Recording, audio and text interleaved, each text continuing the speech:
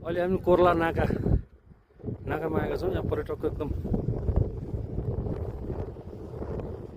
व्यापक बढेको छ। कोर्ला नाका यतापट्टि नेपालबाट आउने हाम्रो नेपाली भूभाग यो।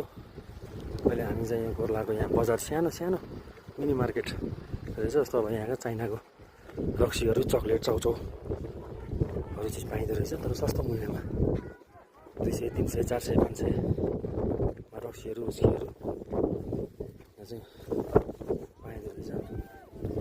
यो कोर्ला नाका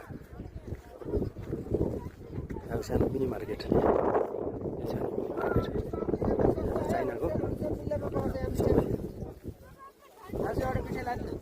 होलसेलमा पाइन्छ त होइन?